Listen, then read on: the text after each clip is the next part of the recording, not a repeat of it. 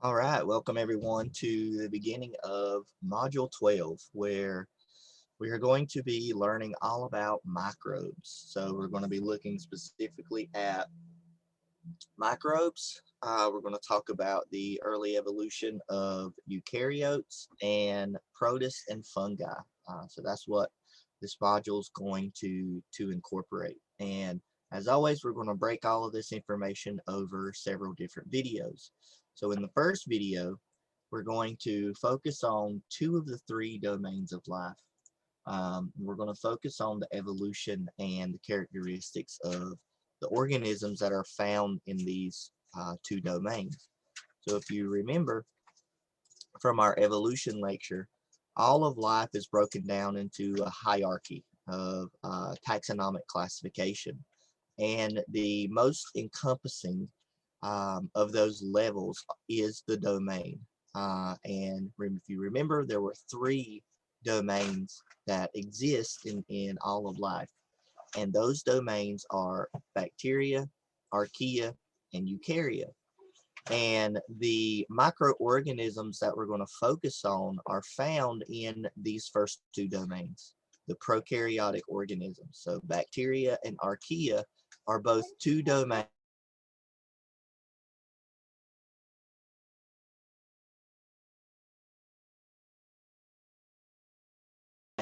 semester where we talked about cells in general and the characteristics of cells.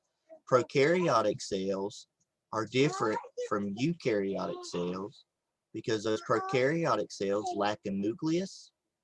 They also lack those complex membrane-bound organelles.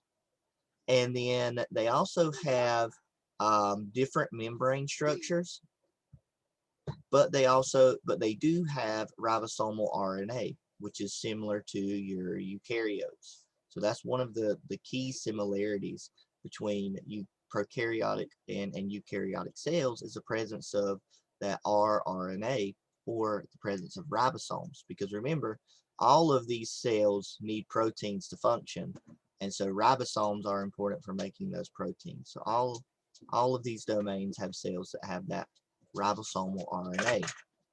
And then just a brief review for eukaryotic cells.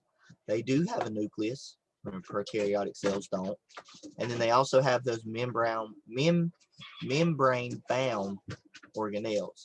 So for example, your mitochondria, your chloroplast, endoplasmic reticulum, etc. And we're really going to look at mitochondria and chloroplast because those are important in kind of how prokaryotic cells evolved into eukaryotic cells. And we'll talk about that specifically in the eukaryotic video.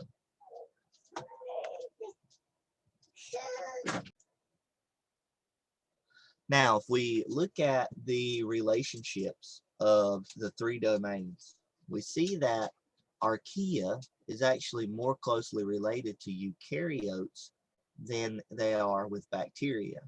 But all three of the domains go back to this universal ancestor. So this common ancestor that led to the evolution, the rise of these three domains. Okay. And what's interesting is that bacteria and archaea, remember, are both prokaryotes, but they're not more closely related to one another. Just keep that in the back of your mind as we kind of go throughout these videos, because it's going to be important in the relationship of archaea and eukarya because of how eukaryotes evolve, which is why we believe through evidence and research that archaea and eukarya are more closely related to one another than archaea is with bacteria. And so, like I mentioned, that ancestor of modern archaea is thought to have given rise to the eukaryote domain through this form of endosymbiosis. And again, we'll talk more about that whenever we get into the eukaryotic video, but just kind of keep that in the back of your mind.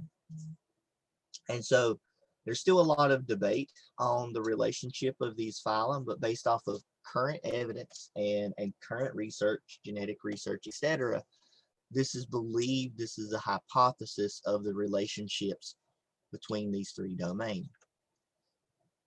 Now, if we look at the two prokaryotic domains, so bacteria and archaea, they're found pretty much everywhere on Earth. If there's moisture present, bacteria and archaea are most likely going to be found. And as we'll learn in a little bit, they're super important for recycling of nutrients, and also for, kind of helping to recycle a lot of elements that exist or in the biosphere. So, for example, the carbon cycle, the nitrogen cycle, the water cycle, etc. Not necessarily the water cycle, but they're involved in water. They're more of an aqueous, aquatic based organism, which is where we say where moisture is found is where you'll find these specific species. And bacteria and archaea were present on Earth long before multicellular life appeared. And so if we kind of look at evidence of this from the fossil record, some of the oldest cyanobacteria fossils that we've seen or that scientists have found is approximately 3.5 billion years old.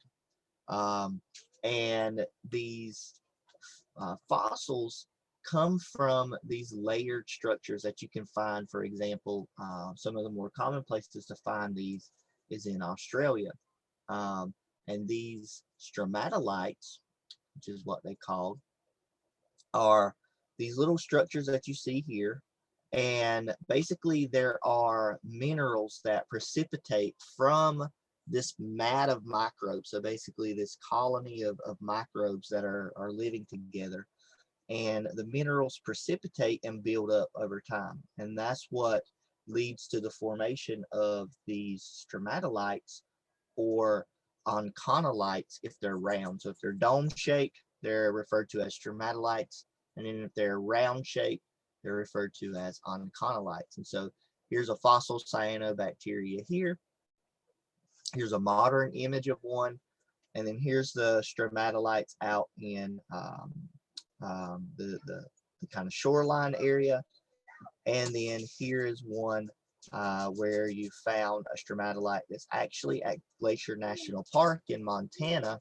And the dated time frame for this is about 1.5 billion years old.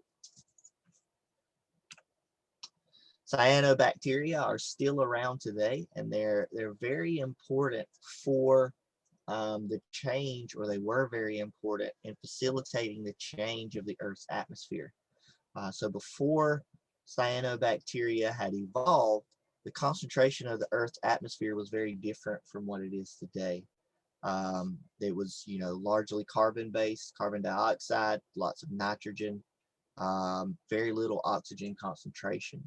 But when cyanobacteria evolved, we believe that they were the first photosynthetic organisms. And so now that we have this photosynthetic pathway existing, we're now having organisms that are producing oxygen as a byproduct for their fixation of carbon into generating carbohydrates. And what that means then is that you get this change in the Earth's atmosphere to where you get oxygen to start accumulating in the atmosphere from all of these photosynthetic processes. And so cyanobacteria were really important for kind of facilitating that change to an oxygen-based atmosphere, or at least having a higher concentration of oxygen.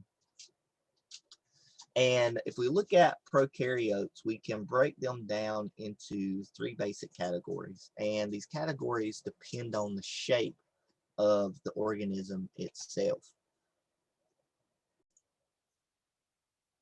Okay, so these three figures here show each of the three different categories of prokaryotes. So on the left-hand side, you have your cocci, or your coccus bacteria. These are spherical-based bacteria.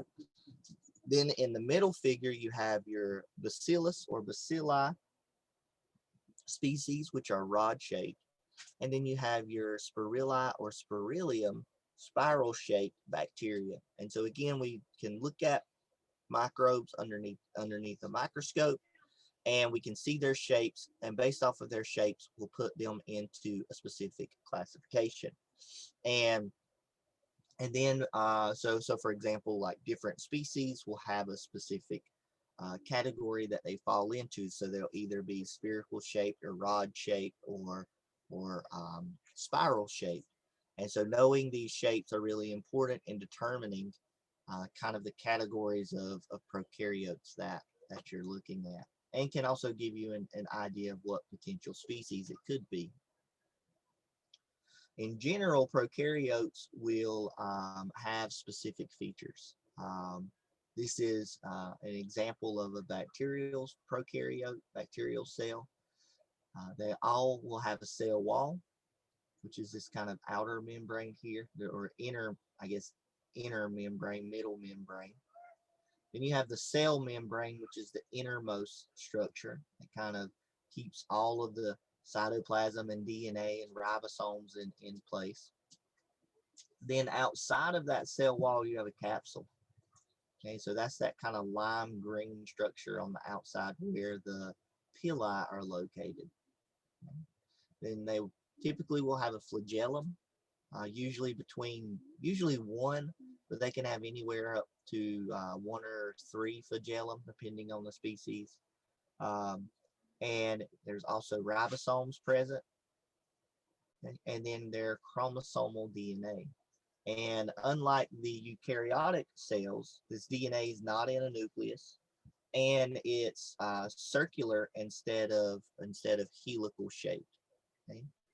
And so these are kind of the key characteristics of bacterial cells, and you'll want to make sure you remember these characteristics, and you can also label these if we give you an image like this, say on your exam. And so, like we mentioned, bacterial cells don't have those membrane-bound organelles, so they don't have the membrane-bound nuclei or any of the other organelles that are found in eukaryotes. The only really organelle that they share or structure that they share is a ribosome. And again, that's because of that protein production. So all cells need proteins to function. So all cells have ribosomes regardless of the type, whether they're prokaryotic or eukaryotic. The genetic information in prokaryotic cells is circular, and it tends to be coiled together. So if you uncoiled this green string shape here, it would form a DNA strand that is a circular strand, whereas in eukaryotes, that strand is going to be in a helix, a double helix form. And this kind of clump area here where that circular DNA is coiled together is known as a nucleoid region. And then there can also be these small loops of DNA that are kind of floating in the cytoplasm. These small circular loops are what we call plasmids. And they can also be found just kind of floating in the cytoplasm. Now, the cell membrane that exists in prokaryotes, remember we said it's surrounded by a cell wall. And these cell walls have structures called peptidoglycogen structures. Okay? And these structures in the cell wall, so that peptidoglycogen structures can either be very thick or it could be thin and is has a different structural is set up structurally different from one another, I guess you could say. And so depending on how thick that cell wall is, it will lead to kind of a difference in the staining of the bacteria or the prokaryotic cells. Gram-positive cells have a thick cell wall, and they retain the purple color of the stain whenever you put that stain on the bacteria itself. Now, the gram-negative is made up of a thin inner wall and then an outer membrane that is surrounding that peptidoglycogen layer.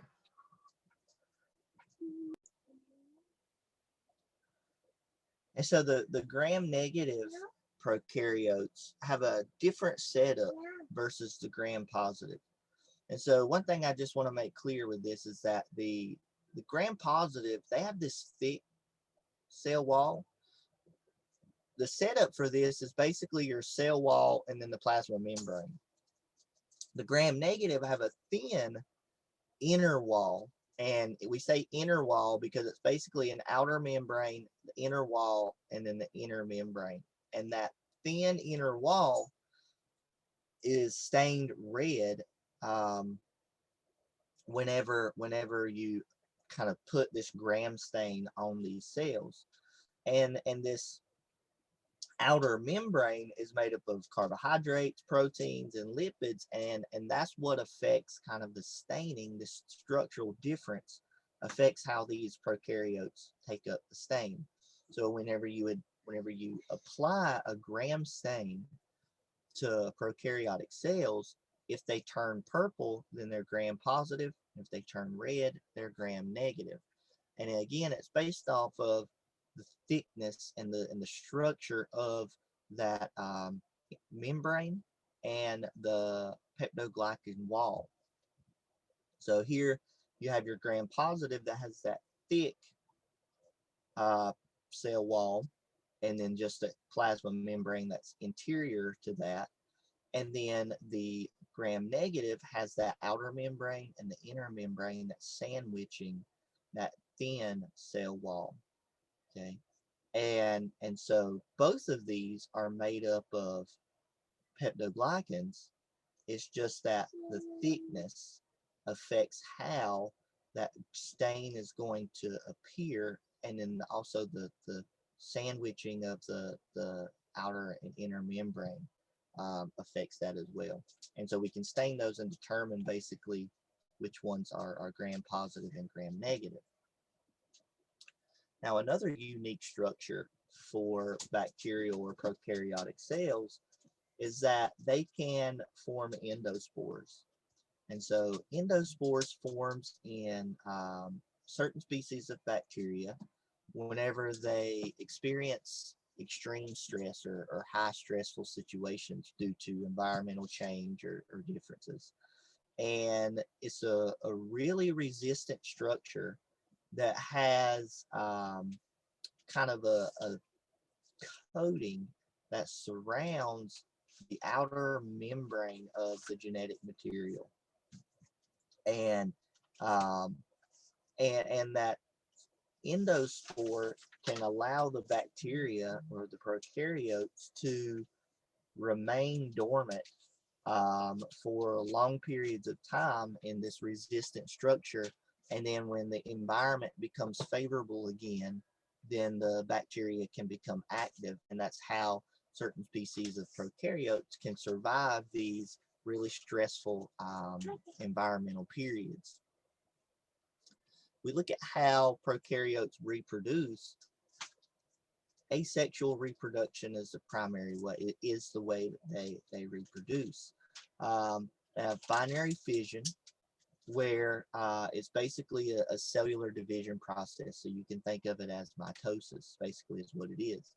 And it's where you have your cell to split into two genetically identical daughter cells. There's no exchanging of DNA, no genetic recombination. And so because of that, it's referred to as asexual reproduction. And so you'll basically have your parent cell, your DNA will duplicate, those will be separated, and then you'll undergo cellular division and end up with two genetically identical daughter cells. Now, this isn't to say that genetic exchange can't happen, but the reproduction and the development of new cells is through this asexual method. Now, prokaryotes can exchange genetic material, and they can do this in three different ways. The first is through transformation. So this is where a bacterial cell will take up prokaryotic DNA directly from the environment. Say there are little plasmids of DNA out in the environment, and a bacterial cell can just engulf that plasmid and incorporate it into its own DNA, into the host chromosomal DNA. Um, and so their ability to pick up these plasmid structures and incorporate them into their own chromosomal DNA really makes them adaptable. Um, and so they can increase genetic variation that way. Now, a second way is through transduction. So let's say a virus lands on a bacteria and it injects a fragment of its DNA into the bacterial cell. That DNA will be incorporated into the chromosomal host, the host chromosomal DNA, and will increase genetic variation that way. A third and final way that bacteria can kind of transfer DNA is through conjugation. And conjugation is where you'll have two bacterial cells kind of become adjacent to one another. They'll make a sex pilus, which is this kind of tube pathway that connects the two cells. And then DNA will just be transferred from one bacterial cell to the other. So it's just a transfer of DNA. It doesn't result in new cells. It's just transferring DNA from one cell to the other. And so those are the three different ways that DNA can be exchanged. So through transformation, so picking it up from the environment, transduction, so from like a bacterial phage, uh, um, and then conjugation, which is where to exchange genetic material directly. Okay. And so next we're going to talk about the ecology of bacteria and, the fact that bacteria are super important. Um, and bacteria can live, like we said, in a wide range of environmental conditions. They also can use various different resources for their nutritional requirements. And we can have kind of three specific types of prokaryotes. The first is aerobic, the second is anaerobic, and then the third is facultative anaerobes.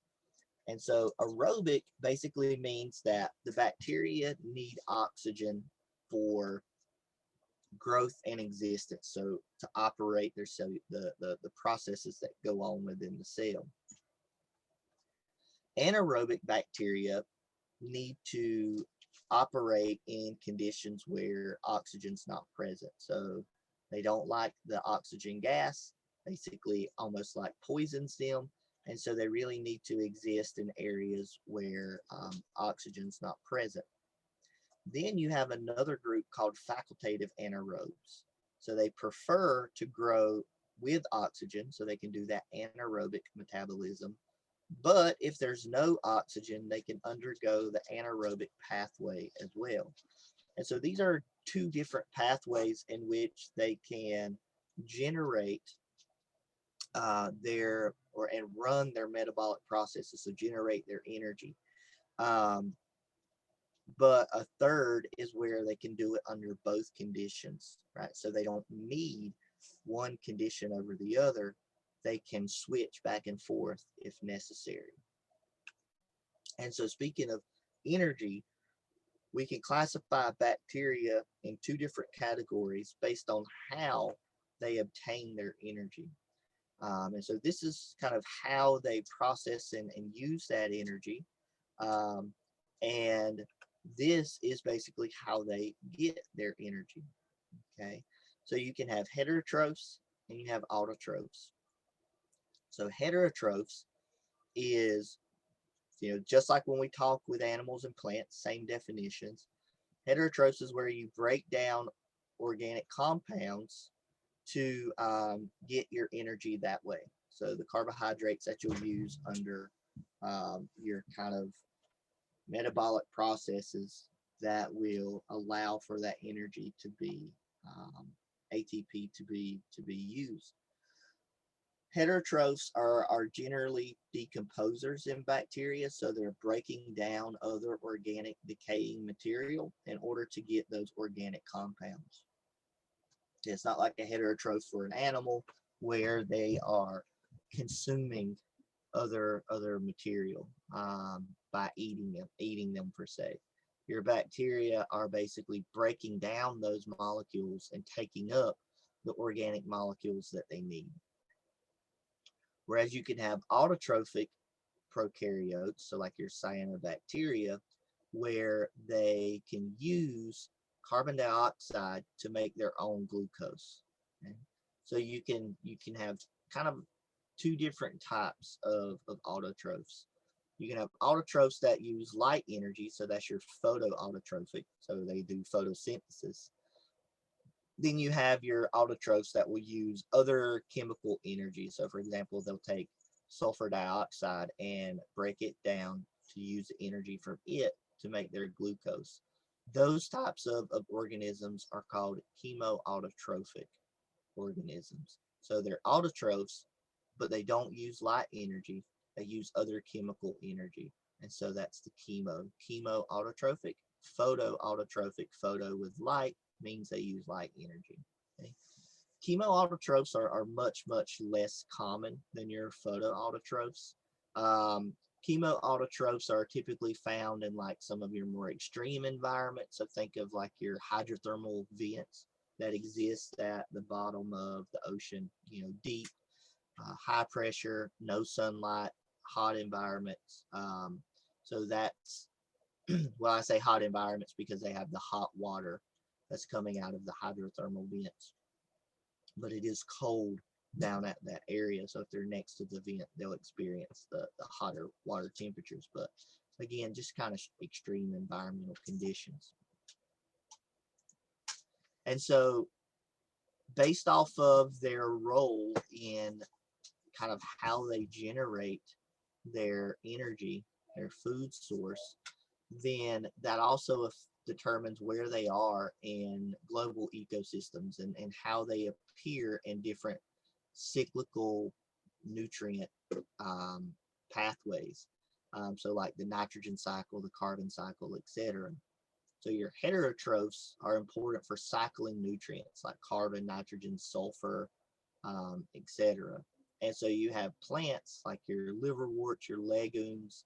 They have special structures that house bacteria, and those plants can say fix nitrogen. So legumes like your peanuts and bean plants, they have these nodules that house these bacteria, and they fix nitrogen, and the plants can get nitrogen that way. Because plants aren't able to take up atmospheric nitrogen, they need that nitrogen to be transformed into, say, like nitrate, so that it can be assimilated into the plant structures themselves.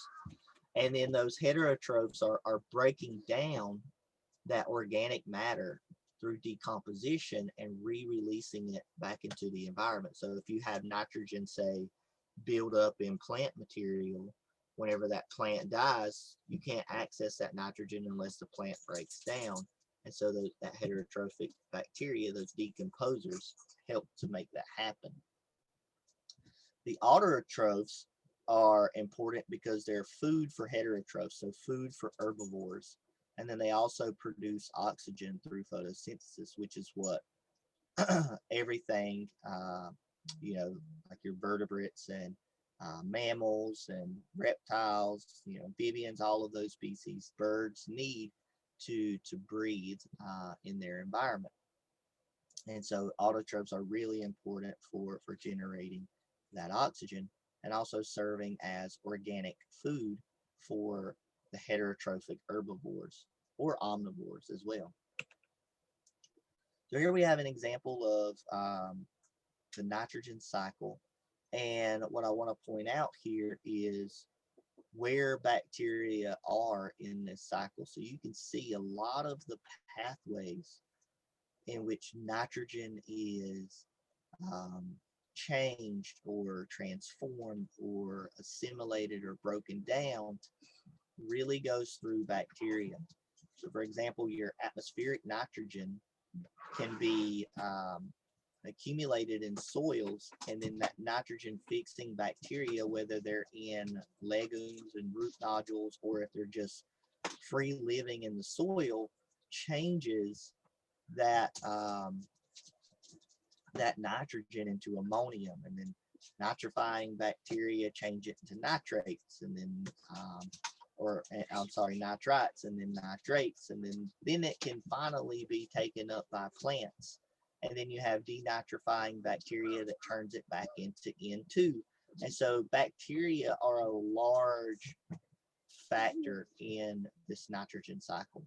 If it wasn't for bacteria, you wouldn't have atmospheric nitrogen being converted into all of these other forms that plants and animals make use of on a daily basis. And then if we look at the carbon cycle, microbial respiration and decomposition is a big component in respiring carbon back into the atmosphere once it gets deposited into soils and into ocean areas, aquatic areas, because that microbial respiration will release the carbon dioxide back into the atmosphere so it can undergo these other transformation processes, be used by photosynthesis, etc. And so again, bacteria, prokaryotes are very important in that carbon cycle itself. Okay, so now to just finish up our talk on prokaryotes, we're going to look at a couple of diseases that exist through prokaryotes in humans. So a pathogen is what we refer to as a microorganism that causes a disease. Okay? And so your infectious diseases come from pathogens, and pathogens are actually only a very small number of the microorganisms that exist around the world. But they are some of the leading causes of fatalities for humans worldwide. Now we see these pathogens have greater impacts in developing countries across the world, primarily because of lack of health care, lack of antibiotics, lack of vaccines, lack of sanitary conditions, which causes those microorganisms to be able to persist. And so because those developing countries don't have access to the health care and the sanitary conditions that developed countries have, we see pathogens having a much larger impact in those areas. We also see pathogens having a greater impact when we have antibiotic resistance. So the antibiotic resistance comes up when you have incorrect use of antibiotics, so people don't take all of their whole course of antibiotics, and so it doesn't lead to the entire bacterial population being killed that's causing the disease. Also, you have resistant bacteria that are remaining after that antibiotic is used, and they can lead to resistant populations as well. And so the antibiotic resistance is a big factor in infectious disease and pathogens. Now you can also have an epidemic where you just have a disease at an unusually high number of individuals in a population at the same time. So this is kind of a localized high number of episodes of a specific disease. Now a pandemic, which is where you have a widespread worldwide epidemic of a disease. So basically an epidemic on a global scale. And that's really what we refer to as a pandemic. And some examples of bacterial diseases, prokaryotic diseases, are things like MRSA, MERS, and this is where you basically have staph bacteria that can cause infections, and so these are, as you can tell, coccus bacteria. They're spherical shape, and then there's multiple antibiotic resistances in these strains due to just incorrect use of antibiotics. You can also have foodborne diseases like E. coli. E. coli are bacillus shaped organisms. They are rod shaped. And so we had, one outbreak in 2010 where some vegetable sprouts were had E. coli, and it actually killed 31 people during that outbreak. And so while we have diseases that are brought about by prokaryotic organisms, there are large benefits for bacteria as well.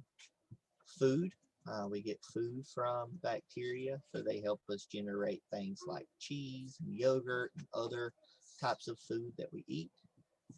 We look at genetic engineering using bacteria, antibiotic production. So bacteria allows us to generate these antibiotics that we use to fight prokaryotes. And then bioremediation.